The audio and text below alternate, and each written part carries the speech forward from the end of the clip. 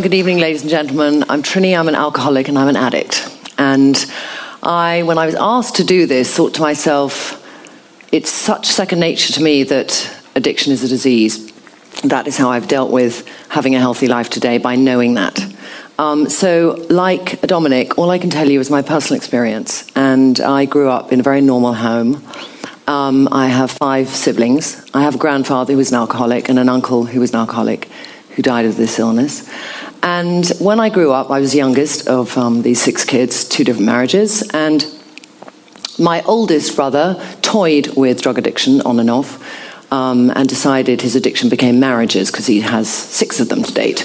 But I was sent away to boarding school when I was quite young. I was 6 and a half. So I was interested in this whole attachment theory. But when I went to my first rehab, and I went to 3, I didn't really want to, I kept thinking, why? And they said, don't be concerned with why you have developed this illness, this disease. It's in you, you have it. You need to live healthily, knowing you have it for life. So the way I got to that first rehab, I think nobody starts taking drugs or drink or whatever it is they're addicted to, and it's not just always heroin, by hating it. I was a very unconfident teenager. I had chronic acne, and I had spent most of my life out of England, and I came to London when I was 16, and my parents were still abroad, and I lived with a sister 4 years older. She had glamorous friends, and I wanted so desperately to fit in. And I was one evening presented with cocaine, and I wanted to take it, and I had very long hair, and I swept my hair down, and I spilled 5 grams of cocaine on the floor, and they were all very pissed off with me. But I took it because I thought, I've got to have some bravado here. And I remember so clearly, I suddenly felt this confidence, and I had lacked it all up to then, tremendously. And it was fun, and for 3 or 4 years, it was fun. I did it at the weekends, my friends did it, it was a rite of passage, as I'm sure many of you have tried and experimented with one form or another. I didn't drink. I never liked alcohol at that stage.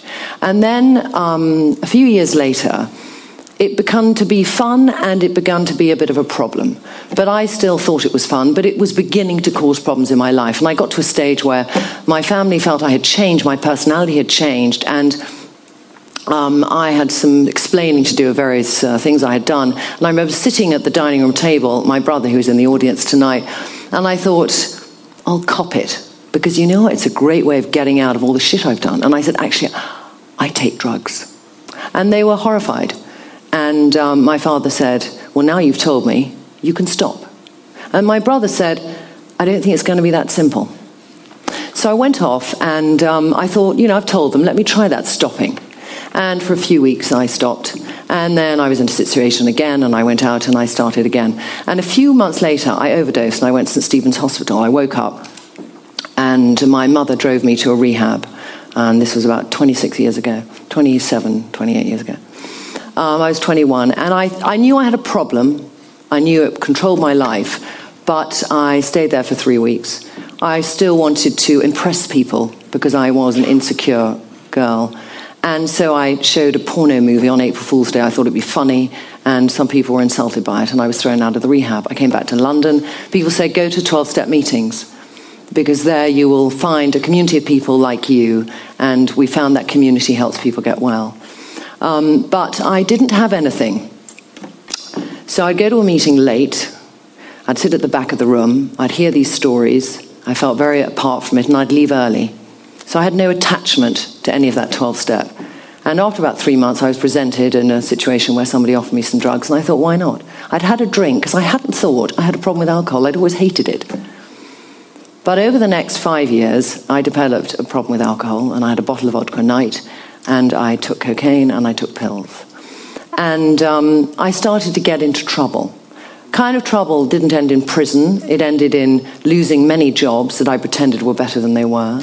And it ended in feeling lonely and isolated. And every night, I would say, this is my last time, and every morning I would wake up, and at some stage during that day or the following day, I'd use. And then when I was 26, I was with 3 of my very closest friends, and we stayed up all night, and we said to each other, tomorrow we'll stop. 2 of us had been in a rehab and 2 had never had that experience. And the next morning I woke up and I still believed it. I still desperately wanted it. I wanted to stop. And it was the first time in 10 years of using that I had that feeling.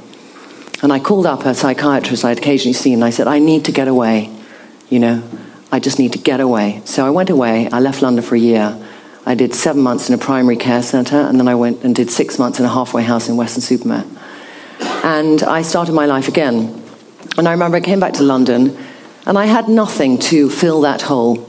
To me, addiction, the disease of addiction, the symptom of it is a craving like you cannot begin to imagine unless you are an addict or an alcoholic, a craving that will take you to places you never thought that you would be brought up to do. And so I remember I walked down the King's Road and I had a panic attack. This confident, blasé girl, when she was on drugs, had a panic attack. I was so scared. I'd been to a rehab, they'd unpeeled every onion, every layer of my character, and I didn't know who the fuck I was. And I went every day to a meeting, like the previous speaker said. I went to 90 meetings in 90 days because I had to just go somewhere where I could be with people who knew how I felt. So I did that. And slowly, I began to find out who I was. Because up to that stage, I was 26, but I started using it at 16. And emotionally, my brain had stopped growing. I know that for sure. I was like a 16-year-old. So each year, I began to build a foundation in my life, which was different from before, from the fake, lying, thieving, cheating person that I had been. But I wasn't a bad person becoming a good person. I believe I was a sick person, and I needed to get well. And that belief that I had an illness, a disease, helped me to get where I am today. And it is not an easy journey. I take 2 steps forward, I take 1 step back. I have had other things. I see it that I have this hole, and I fill that hole with drugs. But I know if I take drugs, I know I will die. I know it will lead, maybe it will take 10 years, but it will not end happily. I filled it with work. I started an internet business, and I ran it for 2 years, and I ran it into the ground. I raised 8 million quid, fucked it up, and it became my drug. And as a result, my marriage nearly died through that. It did die later through different circumstances. But the circumstances were that I had married somebody who also had a problem with addiction, and in our marriage, he went to 10 rehabs. And after the 10th rehab, I realized I couldn't live with an actively using addict any longer. He's now 2 years sober. But I have had circumstances in my recovery that have been difficult circumstances. I tried to have a child. I realized when I was 35, I'd grown up enough and I wanted to have a child. And it wasn't easy for me on that journey. I did 11 IVFs and I got a child. And through that process, I never gave up hope, but I never really believed I might be a mother.